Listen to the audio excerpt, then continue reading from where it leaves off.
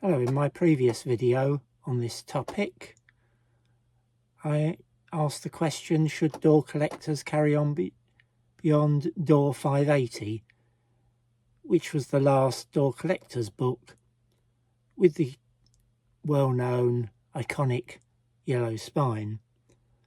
That was published in June 84, and at that time Door was basically being run by and edited by Donald Wollheim and his daughter Betsy.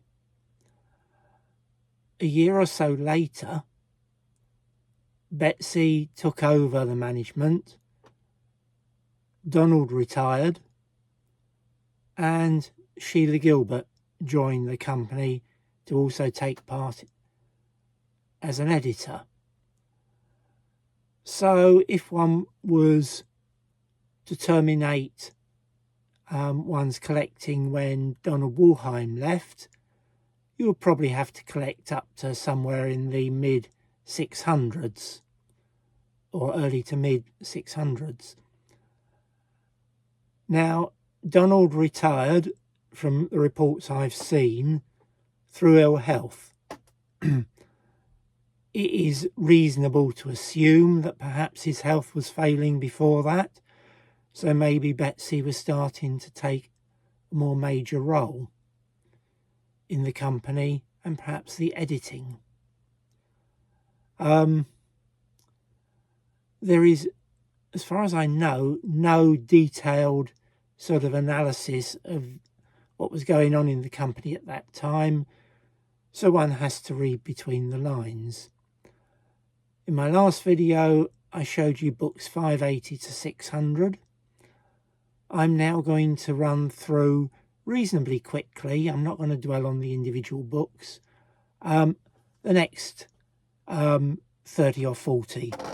So I'm going to start with number 601, which is Mind Guess by Sharon Green. All I know is I have seen Sharon Green described as the female John Norman, but whether that's true, I don't know. I haven't read anything by her. Next, Jo Clayton, The Snares of Ibex. Next, The Year's Best Horror Stories, number 12. Next, The Karma Core, Neil Barrett Jr. Next, Armour, which is an impressive book. I enjoyed reading that. It sets one thinking. And that's by John Steakley. Carrying on. Ren Seam, a Simon Jen novel, and I haven't read that series. This is by Jacqueline Lichtenberg. Next is Dragon Rouge by Lynn Carter. It's described as an adult fantasy. Next, Countdown to Midnight, an anthology, edited by H. Bruce Franklin. As far as I know, I never read that book. It's one of those with one of these red spines that can be difficult to find unfaded. Next, C.J. Cherry, Shanua's Venture.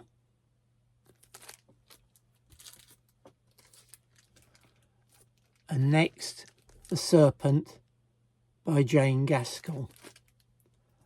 I'm not going to go into a great deal of detail on any of these books.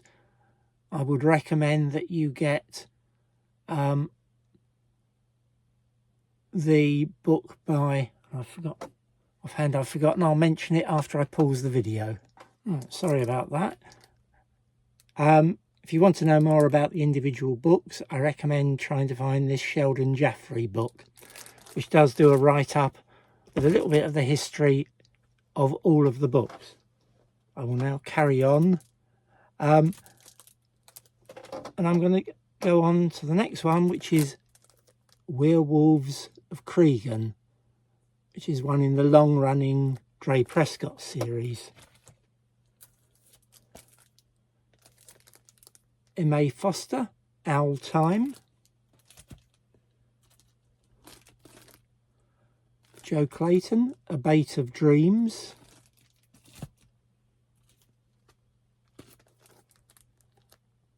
Fugitive in Transit by Edward Llewellyn. I've never read anything by him. Tanith Lee, The Gorgon and Other Beastly Tales.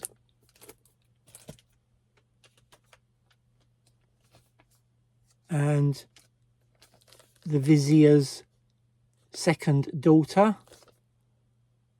by Robert F. Young. This used to be slightly difficult to collect in nice condition. Carrying on. Mercenaries of Gore by John Norman.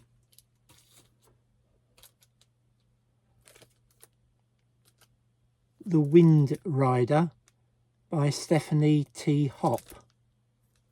Never heard of her before. Another by Jane Gaskell, The Dragon.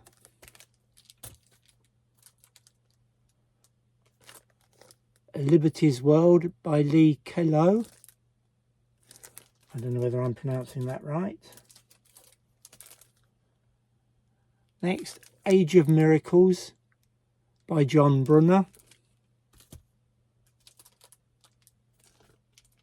And the last one before I pause it again, Orbitsville Departure by Bob Shaw. Now, my understanding is that I'm not certain whether, to what extent, Donald was still playing a major role, but by and large, my understanding was that the company continued to use the same authors, with a couple of very notable exceptions, which I'll get onto later. So I'll now pause it to get the next few books. Right, I shall carry on with the last two piles I will cover in this video. Carrying on, the next one is The Wild Ones, A. Bertram Chandler. Then another of the Dre Prescott books, Witches of Cregan.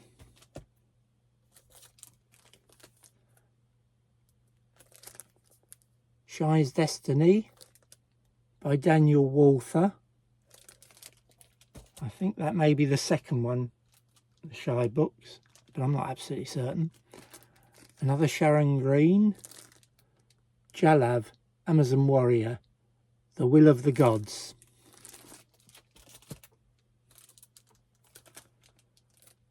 Michael Moorcock, Elric at the End of Time. My apologies for any glare from the bags, but I'm not going to unbag them all. Then we get on to Sword and Sorceress 2, edited by Marion Zimmer Bradley. And then Ron Goulart, Brains Inc. And the last pile, another one in this series, Donald A. Wollheim presents the 1985 Annual World's Best, SF. So does that mean he was still actively working? I'm not absolutely certain. Obviously these books take a while to get into production, so, you know, was he still active, or was that work he'd done? Next, TikTok by John Sladek. Another Atlan book. This one's Atlan, the Atlan Saga number 3 by Jane Gaskell. Found Wanting, a Lynn Carter book.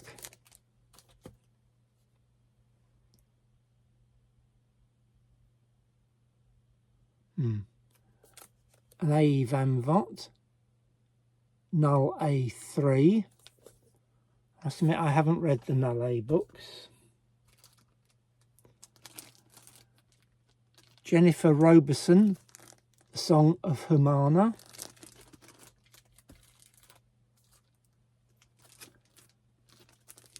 Isaac Asimov presents The Great SF Stories 13. And the last one I'm going to cover is The Temple of Truth.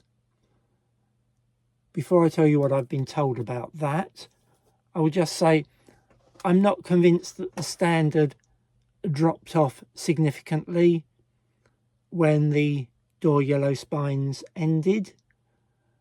There was more competition from other publishers, perhaps Tor and one or two others. So maybe they struggled a little bit to get the same quality, but I'm not certain there was any significant change. Now I'm going to say a little bit about this book. This is number 31 in the Dumarest series. Now Door did not publish number 32. I never knew why. But at the 2014 Worldcon, where I was helping someone sell books, someone came up to me and started talking about the Dumarest books, some of which were on for sale on the stall I was helping on. And he said that when Ted Tubb started to do the books for Door, he wanted to bring the series to a conclusion after a small number of books, but that Donald Wollheim personally persuaded him to carry on extending the series, putting more books in the series. Now, I don't think anyone would feel that these have massive literary merit, but it was a long-running series that people wanted to know how it was going to conclude. Ted had already worked out to some extent the finish and how he wanted it to end. And this was the last one that Door did. And the story I was told was that they just stopped it. They didn't give him any opportunity to complete the series. No real explanation. Ted was very upset. He wanted to conclude the series, and he wasn't allowed to do so. No explanation has been offered to him or anyone, as far as I'm aware, as to why Door didn't allow him to finish the series. And I think a lot of people who read that series were upset. As most of you will know, there was then a number 32 produced by Griffin Press, and later on a number 33. I never knew that they were going to publish number 32, so I had real difficulty finding a copy once I discovered it had been published. The person who told me this story and told me Ted hadn't been given any explanation and treated very harshly, was very upset. He blamed Betsy Wollheim. Now, I don't know why that was the case. Was she doing it as revenge on her father, who had sort of encouraged the series and extended it? Was she doing it because she just didn't like the sort of the male hero type nature of it? Was she, I forget the term, I'll just look it up. Was she acting almost as a social justice warrior, killing the types of fiction she didn't like and stopping it? I do not know. I've never seen anyone who I could ask. Maybe Phil Harbottle would know, who was Ted Tubbs' agent. Maybe someone in Dore would know, maybe Betsy or Sheila. But anyway, the end of the story was that the series was stopped and there was no opportunity for Ted to finish the series. And basically, the story I've heard, there was absolutely no consideration for Ted and no consideration for the readers of Dore books who would have liked to have seen a conclusion to that series. So maybe that is the time to stop collecting Dores, or should you carry on? Donald was still alive. He lasted for about another 5 years after that, though as far as I know, he played no active role or significant role in the running of the company. So I'm going to end it there. There are obviously other places one could choose to finish. I mean, one suggestion I might make, you could carry on till you've got the 707 listed, or up to number 707, which are detailed in this book. Or perhaps go a few more and include all the ones listed in Ian Colville's booklet that I showed you in the previous video. Let me know what you think. Should Dore collectors stop? I'm afraid because I didn't know the controversy, it didn't affect my decision and I carried on. Would I have decided differently if I'd heard that story 15 years earlier? I have no idea. But I carried on up to 1,000 and then up to 1,500. In my view, there are still some brilliant books being produced by Dore, but overall, I suspect the quality did drop off a little.